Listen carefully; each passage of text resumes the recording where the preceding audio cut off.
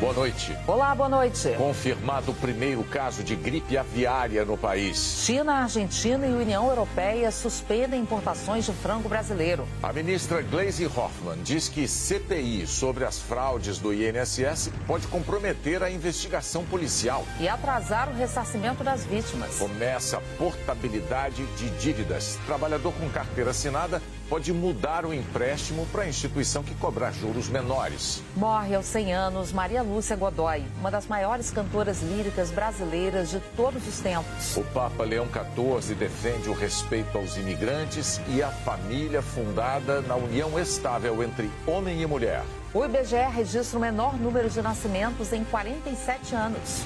O Jornal Nacional está começando.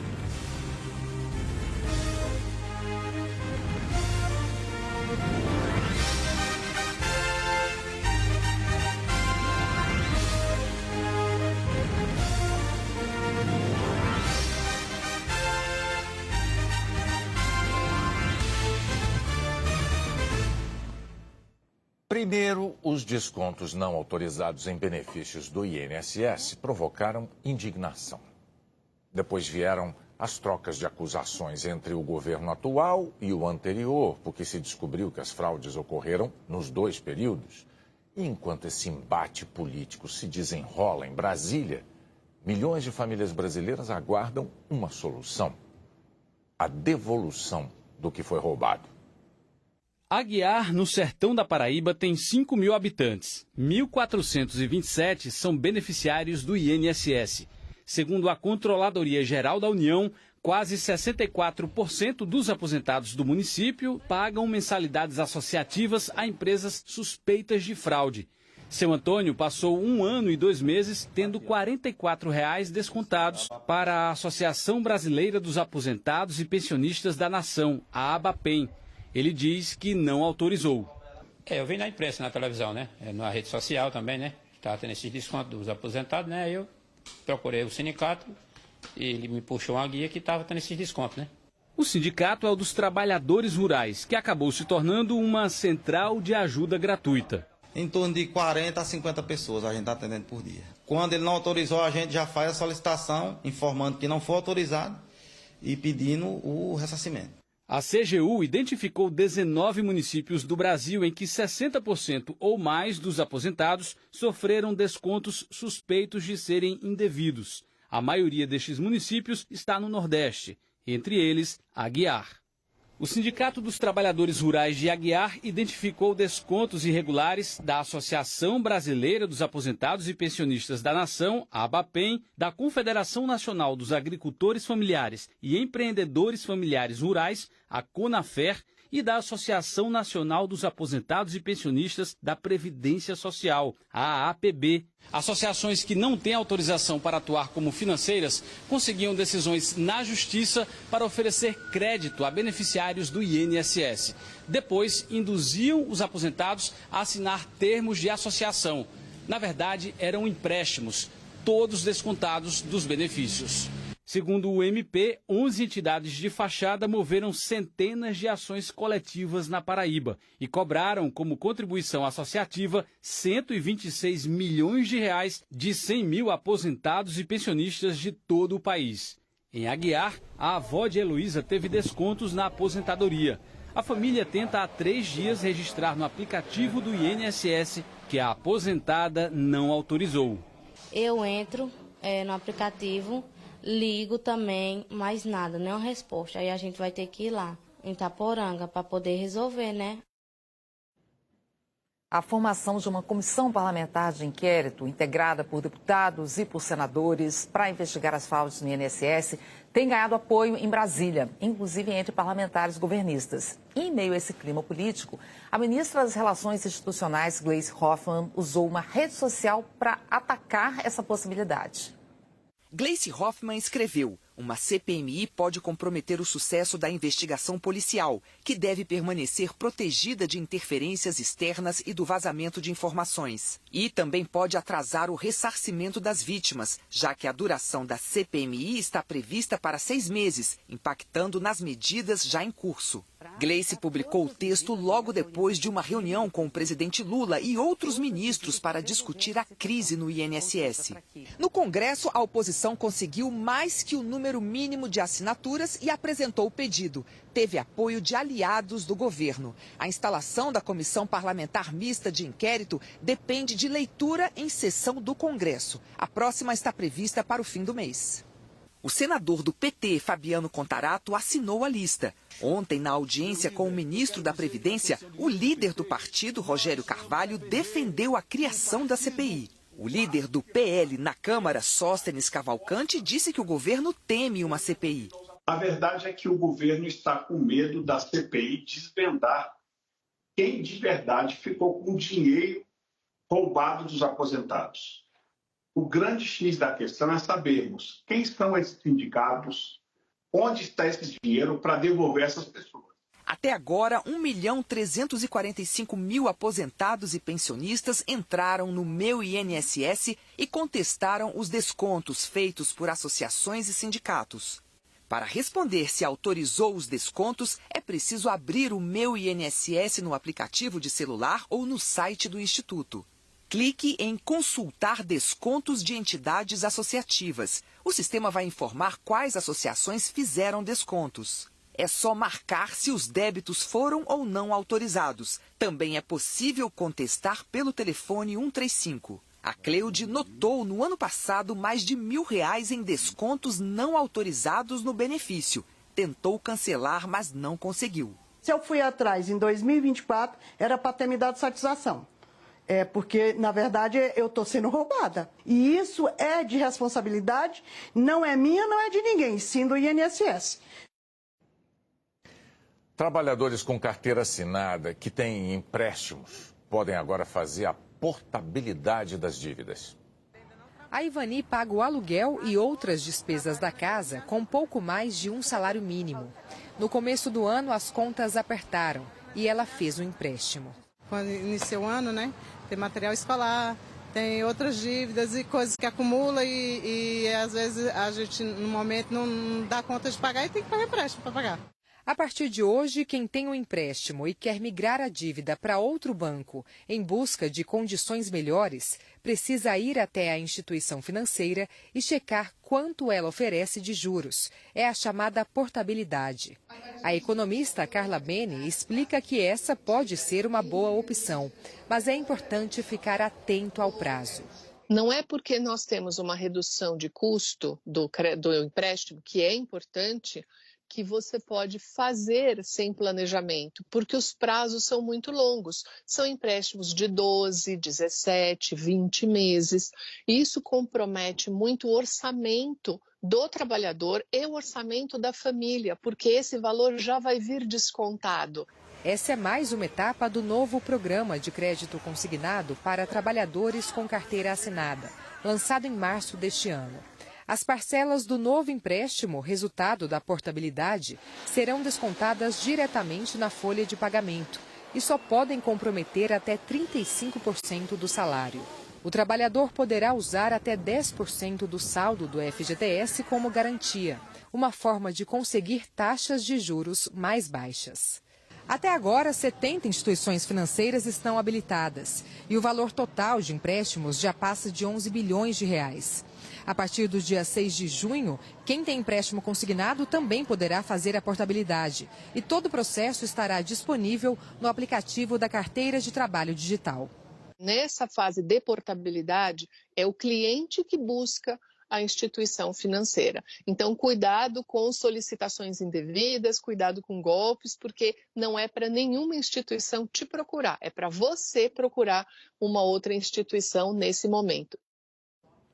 Problemas com dívidas não são uma exclusividade das pessoas físicas. A inadimplência das empresas brasileiras bateu recorde em março. O Vitor, dono de um lava-jato em Belo Horizonte, fez empréstimo para pagar as contas e os salários dos funcionários. Pior seria se você não consegue pagar os seus custos e fica devendo com fornecedores, aluguéis, e aí inviabiliza o seu negócio, né? Mas nem todos os empreendedores têm conseguido colocar as contas em dia. Em março, o país atingiu a marca de mais de 7 milhões de empresas inadimplentes, 94% micro e pequenas empresas, somando uma dívida de quase 170 bilhões de reais. O maior índice de inadimplência registrado desde o início da série histórica, em 2016. A economista Camila Abdel Malak diz que a taxa de juros alta no país, que atualmente é de 14,75% ao ano, atinge principalmente as empresas de pequeno porte. Os micro e pequenos empreendedores acabam sendo mais afetados porque eles têm mais restrição na hora de conseguir um crédito bancário, o que acaba dificultando com que eles negociem, por exemplo, uma extensão de prazo ou alguma outra linha de crédito. A maior parte das empresas negativadas é do setor de serviços, seguidas pelo comércio e indústria. A pesquisa mostra ainda que cada empresa com problemas financeiros no Brasil tem, em média, 7 contas em atraso. Os empresários estão tendo dificuldade para pagar serviços de água, luz, telefonia e fornecedores. A boa gestão do negócio é fundamental para manter as contas equilibradas, segundo especialistas. Conheça e goste minimamente daquilo que você vai abrir. Entender qual é o valor de investimento que você tem, quanto de valor você precisa, qual vai ser a precificação correta do seu produto, para que você já não entre no prejuízo. O IBGE divulgou hoje que o número de nascimentos no Brasil atingiu o menor patamar em 47 anos. Ao contrário do censo, que bate de porta em porta, o levantamento de registros civis usa dados de cartórios e tabelionatos, que trazem informações sobre brasileiros e brasileirinhos, como a Antonella, de 1 ano e meio. Ela chegou ao mundo num tempo em que cada vez tem menos gente nascendo por aqui. São 5 anos consecutivos de queda. Em 2023, a natalidade no Brasil atingiu a menor marca desde 1976. A mãe da Antonella é a Valentina, de 46 anos, que também tem o Theo, de 11, e que faz parte de um grupo que dobrou nos últimos 20 anos. O de mulheres que experimentam a maternidade na faixa dos 40 a mais. Não tem briga, não tem competição, não tem atrito entre eles, pelo contrário, eles são arroz com feijão, assim, eles se combinam muito bem. É uma tendência que a gente já vem observando, que a gente relaciona principalmente a emancipação da mulher na sociedade brasileira e no mundo de uma forma geral. Então a mulher acaba deixando para ter filho mais tarde porque ela está investindo na própria carreira. O número de óbitos na população em geral caiu principalmente entre os mais velhos, acima dos 80. Outros dados importantes sobre a vida dos brasileiros mostram um recorde no casamento entre pessoas do mesmo sexo. Já o número total de casamentos e o tempo de duração deles caiu, enquanto os divórcios aumentaram. Agora, o que o IBGE nem sempre consegue medir é como algumas dessas mudanças impactam a vida e as relações das famílias. Um exemplo é a participação masculina na criação dos filhos. Em 2014, apenas 7,5% dos casais que estavam se divorciando adotaram a guarda compartilhada. Em 2023, esse número saltou para mais de 42%. Luísa e Marcelo estão separados há 3 anos, mas se dão muito bem. Mais que bom relacionamento ou amizade, o que a guarda compartilhada exige é o equilíbrio de responsabilidades, coisa que favorece todo mundo, principalmente quem é mais importante aqui, o Lucas. Entender que quando nasce a criança, a responsabilidade, no momento, na verdade, na gestação já é de responsabilidade do pai também. Mas de divisão, né? Não de ajuda, de divisão de tarefas, de divisão de responsabilidade. Para mim, ele mudou minha vida completamente, para melhor, com certeza.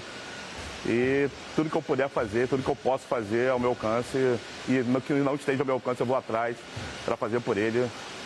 Isso até sempre vai ser assim. Mais de 5 milhões de eleitores têm até a segunda-feira para regularizar o título de eleitor. A Karina não votou nem justificou a ausência nos últimos 3 turnos de eleições. Foi direto ao cartório em Belo Horizonte para regularizar a situação. Fiquei muito preocupada. Eu vim correndo, vim do trabalho para cá.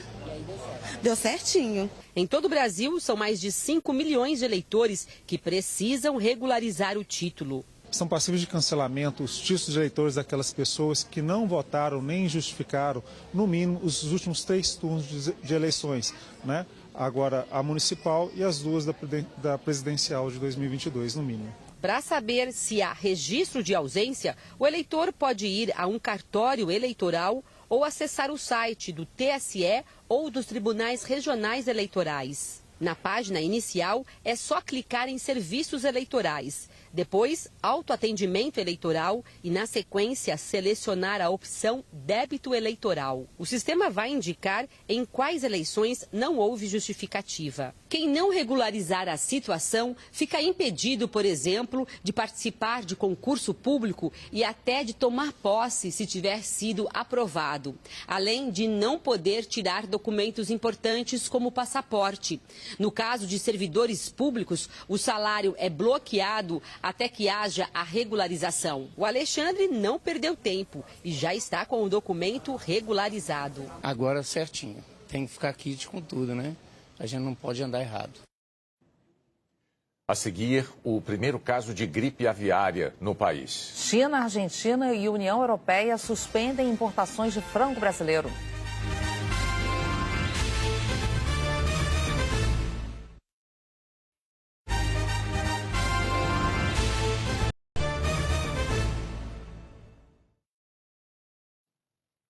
O Ministério da Agricultura e Pecuária confirmou hoje o primeiro caso de gripe aviária numa granja comercial no Brasil. É um problema que provoca muitos prejuízos aos produtores, porque exige providências imediatas para evitar que a doença se espalhe. Também afeta, claro, as exportações brasileiras, mas não existe nenhum risco no consumo de ovos e de carne de frango. A granja, localizada em Montenegro, na região metropolitana de Porto Alegre, 17 mil aves matrizes, que produziam ovos para a produção de frangos. Em um dos pavilhões, todos os animais morreram. Em outro, 80%. Assim que a suspeita de foco se confirmou, o restante das aves foi sacrificado. O nome da propriedade não foi informado.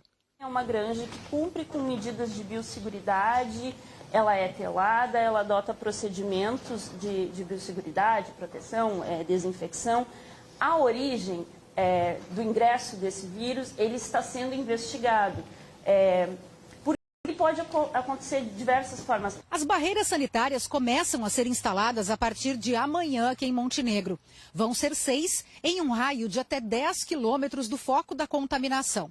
Elas vão funcionar 24 horas por dia durante 7 dias. A prioridade é inspecionar veículos que transportem carga animal, leite e ração. E também as propriedades rurais nessa área delimitada. Esse é o primeiro caso de gripe aviária em uma granja comercial no Brasil. O vírus H5N1, causador da doença, tem alta mortalidade entre os animais. Mas o risco de transmissão a seres humanos é baixo e está restrito aos profissionais que têm contato direto com as aves infectadas. A questão dos trabalhadores é um ponto bastante importante relacionado. Então a gente atua também nesse monitoramento a partir deste momento. As autoridades reforçam que a doença não é transmitida pelo consumo de carne de aves nem de ovos. Não há qualquer risco do consumo de carne e ovos em função do foco, né? O foco já está develado, o vírus não há uma transmissão via consumo desses produtos de origem animal. A gripe aviária circula no mundo desde 2006, mas só chegou ao Brasil em 2023. Até agora, só havia atingido aves silvestres. O Brasil foi o último país dos grandes produtores de carne de frango do mundo a ter a contaminação em granjas comerciais. O nosso sistema é muito robusto, é muito eficiente. Em maio de 2023, nós tivemos o primeiro caso no Brasil de aves silvestres. E ainda assim, conseguimos segurar 2 anos sem entrar em granjas comerciais. Nenhum lugar do mundo também aconteceu isso. Quando chegou em aves silvestres, poucos dias depois, chegou em granjas comerciais. As pessoas, a população brasileira e mundial, não precisam ter qualquer tipo de pavor. Podem tranquilamente continuar consumindo e devem continuar consumindo carne de frango, ovos com tranquilidade. O Brasil é o terceiro maior produtor de frango do mundo. Abateu quase 15 milhões de toneladas no ano passado. E o maior exportador mundial, com 106 bilhões de reais em vendas. Por causa do caso de gripe aviária no Rio Grande do Sul, a China, a União Europeia e a Argentina suspenderam a compra de frango do Brasil. A partir de hoje, por 60 dias, a China não estará comprando carne de frango brasileira. Outros países que já mudaram o protocolo, fica restrito o estado do Rio Grande do Sul momentaneamente e depois somente o município de Montenegro, que é onde tem o foco, até que volte à normalidade. O processo deve durar 28 e 60 dias e aí, com eficiência, com transparência, o Brasil deve voltar à normalidade de todo o país. A Superintendência do Ministério da Agricultura no Rio Grande do Sul confirmou também a contaminação de aves aquáticas no zoológico de Sapucaia do Sul, cidade que fica a cerca de 50 quilômetros de Montenegro. 90 animais morreram. O local está interditado para visitação por tempo indeterminado. Outras 500 aves estão isoladas. Vamos ver agora a previsão do tempo para amanhã. Ana Marques, boa noite. Boa noite, Ana Paula, Bonner, e boa noite para você. Tem previsão de mais chuva na região norte, principalmente nas áreas em azul escuro e rosa. Elas incluem Macapá, Belém, Manaus e Boa Vista. Nestas capitais, tem possibilidade de chover de 30 a 50 milímetros nesse sábado. Para um dia, é bastante. O Serviço Geológico do Brasil diz que a tendência é de rios mais cheios até junho. Hoje, em Manaus, o Rio Negro está com 28 metros e 18 centímetros. Faltam 82 centímetros para os 29 metros, a cota de inundação severa. Em Manacapuru, no Rio Solimões, essa distância está menor, é de apenas 70 centímetros. Já em Itacoatiara, o Rio Amazonas passou a cota de inundação severa. Pelo menos 600 famílias foram atingidas, segundo a Defesa Civil. Vamos falar agora do Nordeste, que está enfrentando tempestades e elas devem persistir nos próximos dias. De amanhã a segunda-feira, nossos meteorologistas prevêem chuva acima de 200 milímetros. É um volume grande em pouco tempo. Isso aumenta o risco de inundações e deslizamentos. E os ventos também podem soprar fortes. Condições que valem do litoral de Sergipe ao sul do Rio Grande do Norte. E especialmente nas regiões de Maceió e do Recife, os acumulados em 3 dias podem se aproximar da média do mês todo. A Marinha também avisa sobre o mar agitado, com ondas de até 3 metros do Recife a Ilhéus, na Bahia. Amanhã também estão previstas pancadas fortes em Salvador, Aracaju, Natal, Fortaleza e São Luís. Teresina é a única capital do Nordeste sem chuva. O sol predomina também no interior nordestino, no sul da Amazônia e em todo o centro-oeste, sudeste e sul. Porto Alegre esquenta tanto quanto Campo Grande e Goiânia, 30 graus. Em Cuiabá e Porto Velho, 33. Em Teresina e Palmas, 34, 35. A capital menos quente deve ser Brasília, com 24 graus. Em Florianópolis, 26. Vitória, 28. Curitiba, Belo Horizonte, São Paulo e Rio de Janeiro amanhecem frias, com mínimas de 12 a 16 graus. Já à tarde fica agradável em Curitiba e BH, com 25 e 26. E faz calor em São Paulo e no Rio. Ana Paula e Bonner. Obrigado, Eliana. A maior feira agrotecnológica da região norte tem esse ano um destaque especial para a sustentabilidade e para soluções voltadas para os pequenos agricultores. Este banco de sementes tem mais de 160 espécies. A ideia da exposição na Feira de Agrotecnologia do Tocantins é disseminar plantas nativas que já foram tradicionais na cozinha do Cerrado, mas que foram se perdendo depois do êxodo rural da década de 1980. Há raízes como açafrão branco, batata de taioba e cará insulina, alimentos muito nutritivos. Esse trabalho tem esse propósito em especial, fazer esse resgate e as pessoas voltarem a multiplicar determinadas espécies que têm maior resistência às condições climáticas regionais. Esse aparelho, instalado dentro de caixas de abelhas, ajuda o apicultor a saber pelo celular dados importantes. A ideia foi de alunos do ensino médio do Instituto Federal do Tocantins. Todas as informações de temperatura, umidade, o urino que está sendo gerado ali, vai ser lido e vai ser enviado para o apicultor em tempo real por meio de um aplicativo. Esse outro sistema automatiza a irrigação sem necessidade de acesso à internet. O projeto surgiu para solucionar problemas de uma horta comunitária. Ele serve tanto para hortas pequenas como hortas maiores ou até sistemas de irrigação de grande porte. Todos estes projetos estão sendo apresentados esta semana aqui em Palmas, na Agrotins, uma feira de agrotecnologia com propostas inovadoras de sustentabilidade, como este modelo de casa, construída com tijolos feitos com plásticos reciclados na composição. O plástico é triturado e misturado a concreto para formar os blocos que podem ser usados na construção de galpões, estábulos, currais e até casas.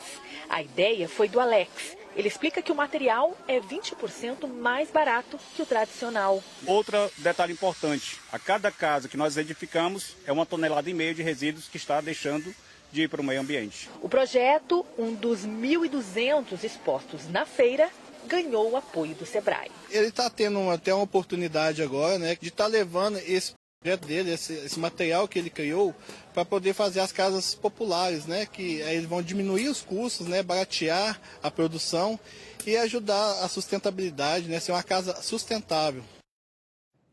A seguir, as orientações para as novas disciplinas optativas do ensino médio. O Papa Leão XIV defende o respeito aos imigrantes e à família fundada na união estável entre homem e mulher.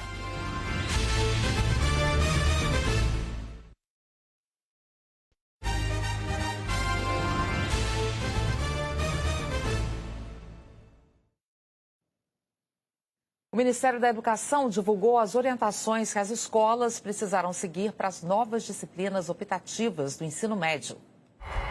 O que determina a distância exata entre o avião e a pista de pouso? Entre outros fatores, essa imagem está diretamente conectada ao Teorema de Pitágoras, usado para resolver problemas de geometria. Na aula, mais que matemática, física, os alunos estão mergulhando na história das grandes invenções e como resolver problemas do dia a dia. O objetivo disso é fazer com que nós consigamos entender o quão a matemática é importante, né? O tanto que ela é importante na nossa vida. Uma opção do chamado itinerário formativo de aprofundamento nessa escola de ensino médio. É a parte flexível do currículo que algumas escolas já oferecem e deverá ser implantada em todo o país. A partir do ano que vem, todos os estudantes que entrarem no ensino médio poderão ampliar conhecimento em áreas que mais interessam. Todas as escolas terão que oferecer pelo menos 2 itinerários formativos, além das matérias obrigatórias, e seguir as indicações estabelecidas esta semana pelo Conselho Nacional de Educação. Essa parte flexível precisa incluir elementos de matemática e suas tecnologias, linguagens e suas tecnologias, ciências da natureza e suas tecnologias, ciências humanas e sociais aplicadas, além de formação técnica e profissional. Que os conhecimentos de matemática eles possam ser articulados com os conhecimentos de física, por exemplo. Quando ensina a língua portuguesa, que mobilizem também conhecimentos de história, de geografia, de filosofia, seja, aquilo que faça sentido mesmo e que tenha a ver com os interesses dos estudantes brasileiros. A ONG Todos pela Educação diz que os critérios são importantes para uniformizar o ensino no país e para atrair ainda mais os jovens. O que a gente quer é tornar o ensino médio mais engajador, mais aderente à realidade do jovem, mas sem engessar desde o começo as escolhas de vida que ele vai ter. Daqui a 10 dias vão terminar as inscrições para a 22ª edição do Inovare. É um prêmio que tem o apoio do Grupo Globo e reconhece iniciativas para aprimorar a justiça brasileira. Inovare, do latim, significa fazer algo novo, criar, inventar. Foi o que o Cícero fez com o aplicativo Fênix Connect, homenageado no ano passado na categoria Justiça e Cidadania do Prêmio Inovare. A ferramenta ajuda ex-presidiários a voltar a trabalhar. A alegria que nos dá é quando uma pessoa baixa o nosso aplicativo, se inscreve em uma vaga de emprego e a gente consegue ver essa pessoa empregada. Como através do nosso aplicativo, a gente já conseguiu encaminhar mais de 100 pessoas para o mercado de trabalho. Há mais de 20 anos tem sido assim. Quase 300 premiados e homenageados em 7 categorias: Tribunal, Juiz, Ministério Público, Defensoria Pública, Advocacia, Justiça e Cidadania e CNJ. A justiça, que a gente já conhece, feita por pessoas, advogados, promotores, magistrados, conta cada vez mais com recursos tecnológicos. Por isso, este ano, além das 7 categorias, há um prêmio destaque, que será dado a quem apresentar a melhor solução no uso da tecnologia para a eficiência do sistema judiciário. O Inovare tem recebido uma série muito grande de contribuições nesses 20 anos. São ideias inovadoras que podem contribuir certamente para a melhoria do atendimento ao cidadão. Essa é a nossa contribuição. Nós captamos as melhores ideias e fazemos com que elas possam ser replicadas em outras localidades. Esse é o objetivo do Inovare. O prêmio é realizado pelo Instituto Inovare, em parceria com a Secretaria Nacional de Justiça do Ministério da Justiça, a Advocacia Geral da União, associações jurídicas e o Conselho Nacional de Justiça, com o apoio do Grupo Globo.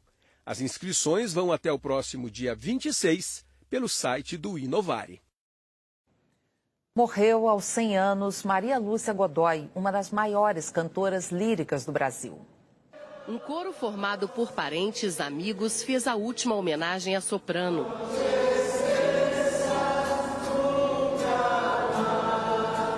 É a minha sabiá, sempre vai ser, está eternamente aqui no meu coração. Uma voz celestial. E ela está levando hoje essa voz para os anjos, para o céu. Maria Lúcia Godoy morreu aos 100 anos em casa, em Belo Horizonte. O corpo foi velado no Palácio das Artes, um dos últimos palcos a receber seu talento, em 2014. A cantora lírica percorreu o mundo. A apresentação no Carnegie Hall, nos Estados Unidos, em 1967, ganhou destaque no New York Times, dizendo que ela cantou como um pássaro e que sua voz flutuou no peso. E era assim mesmo que ela definia o seu ofício. Cantar é uma coisa muito importante. Cantar é colocar a alma voando, flutuando.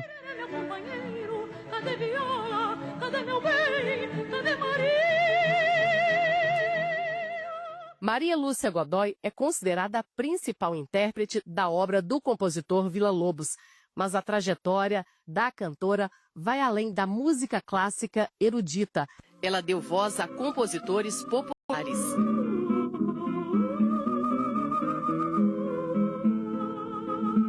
Ela deixou um legado gigantesco de boa música, principalmente músicas mineiras também. O trabalho incansável dela pela música erudita, pela música clássica e pela música popular. Gravou 20 álbuns, inspirou gerações de artistas. Ouvir ela cantar me servia de referência, uma grande referência, né, para poder fazer toda a minha parte de formação auditiva mesmo. O Ministério da Cultura manifestou pesar pelo falecimento e declarou que ela era dona de uma das mais respeitadas trajetórias da música erudita brasileira. A Secretaria de Cultura de Minas publicou que Maria Lúcia era mineira do mundo. O músico Túlio Mourão trabalhou com a soprano e diz que a voz dela era puro dom. É mais forte do que técnica, é mais forte do que aprendizado, é mais forte do que disciplina. É um dom fantástico. Que Drummond disse sobre ela é...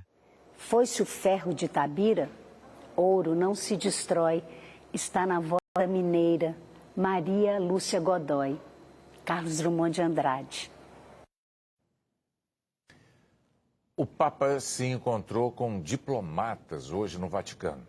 Leão XIV defendeu o respeito aos imigrantes e a famílias baseadas na união estável entre homens e mulheres.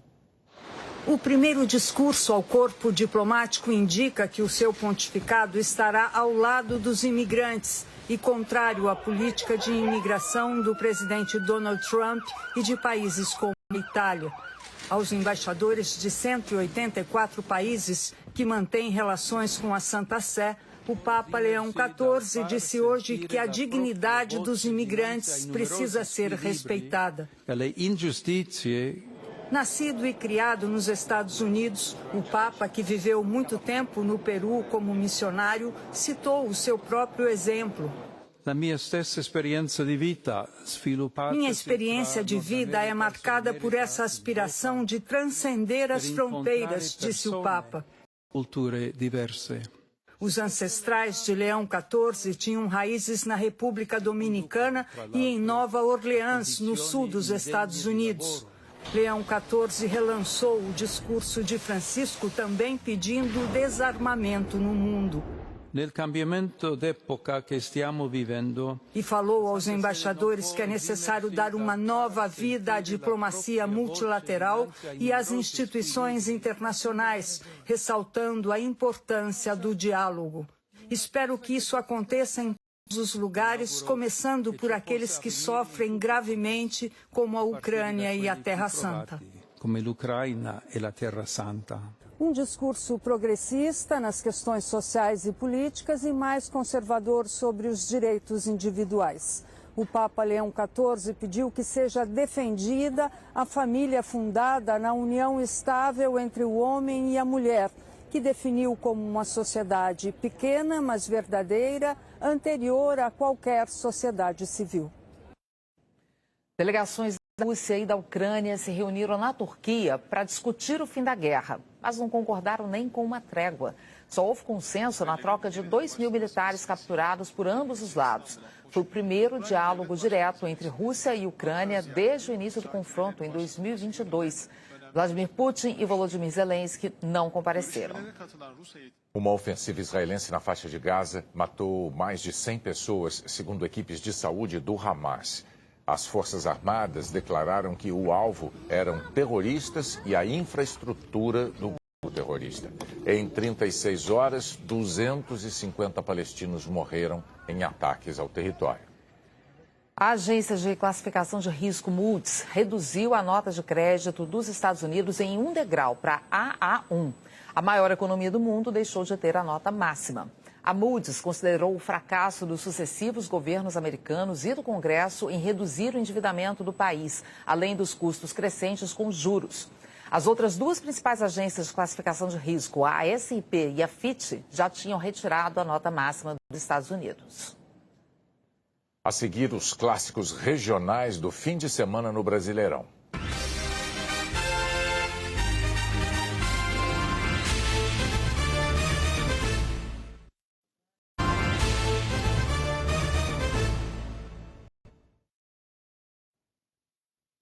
O interventor Fernando Sarney convocou eleições para a presidência da Confederação Brasileira de Futebol. Vai ser no próximo dia 25. Sarney foi nomeado interventor pelo Tribunal de Justiça do Rio na mesma decisão que afastou o presidente Edinaldo Rodrigues. Edinaldo pediu ao Supremo Tribunal Federal que suspenda o processo eleitoral até que a Corte decida se o acordo que levou à eleição da CBF em 2022 foi válido ou não. 4 duelos regionais vão esquentar a 9ª rodada do Brasileirão. Eles costumam revelar momentos marcantes, que atravessam o tempo e viram antologias esportivas. São os clássicos. No Maracanã, domingo, tem Flamengo e Botafogo. Esse duelo já valeu a taça do campeonato. Foi lá em 1992, com festa dos flamenguistas. O torcedor do Botafogo, claro, prefere recordar a vitória por 4-1 do ano passado, essencial na campanha do título. Vai ser um grande jogo e espero que a gente saia com a vitória, que é o mais importante para a gente, dar seguimento no campeonato. Um jogo duríssimo, dificilíssimo, eles têm um dia mais de descanso, tenho certeza que nós vamos chegar bem no jogo. Outro confronto que transborda história ocorre neste domingo em Belo Horizonte. Pelo Brasileirão, o Atlético Mineiro já eliminou o Cruzeiro nas quartas de final, em 1999. E o outro lado tem um retumbante 6-1 para recordar, lá de 2011. A partida promete, com equipes embaladas após vencerem os últimos jogos. Bahia e Vitória jogam no domingo em Salvador, também com rivalidade de sobra. A dupla ultrapassou neste ano a marca dos 500 confrontos. Já São Paulo será palco de um encontro centenário no domingo. Corinthians e Santos se enfrentam desde 1913. Um desses duelos já decidiu o Brasileirão lá em 2002 e consagrou uma então jovem geração de talentos do Santos. O Corinthians também tem ótimas lembranças, como a elástica vitória por 7-1 em 2005. No atual campeonato, os dois times ainda não engrenaram. Que é um clássico, na nossa casa, do lado da nossa torcida, e então a gente vai fazer o possível para que a gente possa retomar o caminho das vitórias no Campeonato Brasileiro. Nós precisamos da vitória, precisamos nos reerguer no campeonato, e do outro lado tem uma equipe muito qualificada e a gente sabe que vai ser um jogo muito difícil. Clássicos têm essa força. Podem transformar um jogo no meio do campeonato em uma memória inesquecível. O Globo Repórter desta noite pisa pela primeira vez no Azerbaijão. Vamos descobrir juntos os mistérios desse lugar pouco conhecido e surpreendente. Essa montanha está pegando fogo, assim sem parar, há mais de 4.000 anos. Há vulcões de lama por toda a parte. E de repente, a gente encontra esse visual. Um grande deserto, gigante, colorido. A histórica Rota da Seda e suas construções medievais. Estamos diante do último tecelão da seda rara de Bascal. E o grande mar das cores está bem aqui, nesse ateliê. Por aqui, passado e futuro se entrelaçam. Prepare-se para desvendar o Azerbaijão. Veio da montanha, isso aqui é incrível! Hoje, no Globo Repórter. Uau! Depois do Globo Repórter tem o tributo a Neuza Borges e o Jornal da Globo. Uma boa noite para você. Boa noite, bom fim de semana.